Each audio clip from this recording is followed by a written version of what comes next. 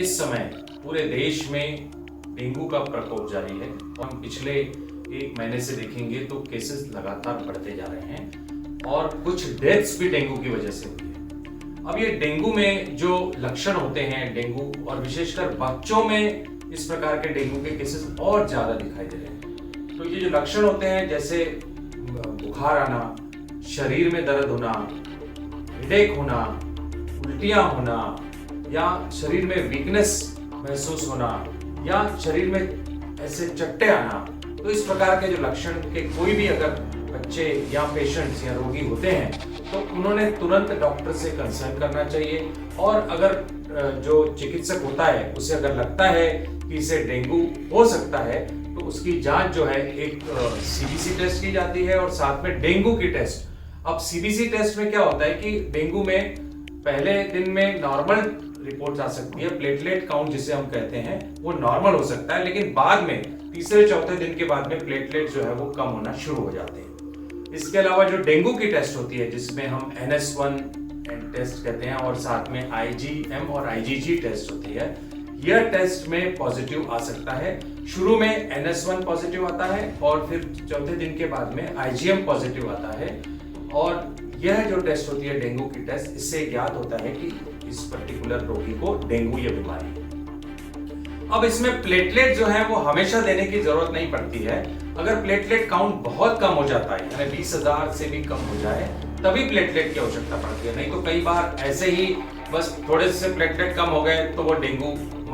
है और प्लेटलेट थोड़े कम हो गए तो हमें एकदम से प्लेटलेट देना है, यह एक गलत प्रथा है। तो वो डॉक्टर्स जो है वो प्रॉपरली जानते हैं इस चीज को कि कब प्लेटलेट देना है और कब नहीं देना है। अब ये डेंगू जो होता है यह आमतौर पर कम से कम कुल मिलाकर यह जो बीमारी होती है यह कुल मिलाकर 7-8 दिन की बीमारी है, किसी किसी को 10 दिन भी रहती है। पहले 5 दिन 4 से 5 दिन आमतौर पर, किसी किसी को ज्यादा दिन भी चलता है, पर पहले 4 से 5 दिन आमतौर पर बुखार रहता है और फिर बुखार कम हो जाता है। लेकिन मैंने जैसे पहले बताया कि प्लेटलेट कम होना शुरू हो जाता है, इसलिए कमजोरी जो है वो उसके बाद भी रहती है। ऐसे स्थिति में अगर डॉक्टर को लगे, क्योंकि बहुत सारे डेंगू ऐसे हैं जिनको ओपीडी बेस पर मतलब भर्ती किए बिना जो है वो मैनेज किया जा सकता है, लेकिन कुछ डेंगू ऐसे होते हैं जिनमें भर्ती करने की आवश्यकता पड़ती है, जिसमें जैसे बहुत तेज बुखार हो या जिसमें उल्टियां हो रही हो, डिहाइड्रेशन हुआ हो या प्लेटलेट काउंट बहुत कम हो गया हो, तो ऐसे स्थिति में एडमिट करने की, हॉस्पिटलाइज करने की भी आवश्यकता होती है। अब अगर प्रॉपरली इलाज किया जाए, डॉक्टर के पास आप सही टाइम पर पहुंचेंगे और सही इलाज कराएंगे या अस्पताल में अगर जरूरत हो भर्ती करने की तो एडमिट करवाएंगे, तो डेंगू जो है उसमें जान को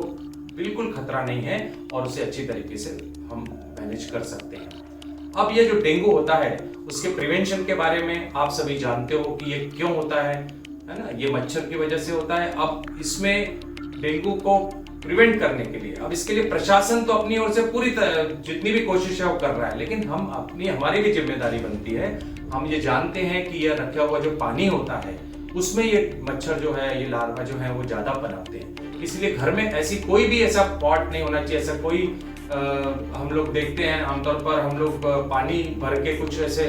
सामान होते हैं उसमें पानी भरा हुआ रहता है, पुराना कूलर होता है, कूलर में पानी भरा हुआ होता है पुराना, तो ऐसी जो चीजें होती है उनको हम वहां पर न रखें तो ज्यादा अच्छा है। अगर रखते भी हैं तो नियमित रूप से उसको पानी जो चेंज करना चाहिए, उसको साफ सफाई रखनी चाहिए, वहां पर किसी प्रकार का भी वहां पर गंदगी नहीं होनी चाहिए। देखिए प्रशासन जो है हमारे गलियां, हमारे रोड हैं, रास्ते हैं, ग्राउंड्स हैं, वो तो देखेगा, लेकिन हमारे घर के अंदर की जो चीज है वो हमें स्वयं देखनी है। और ये डेंगू को हम उसी तरीके से प्रिवेंट कर सकते हैं, हम प्रशासन का साथ देंगे और हमें थोड़े भी अगर डेंगू के कहीं पे भी लक्षण दिखते हैं तो हम वैद्यकीय सलाह जरूर लेंगे। मैं समझता हूं अगर किस प्रकार से हम करेंगे तो इस डेंगू को हम हरा सकते हैं।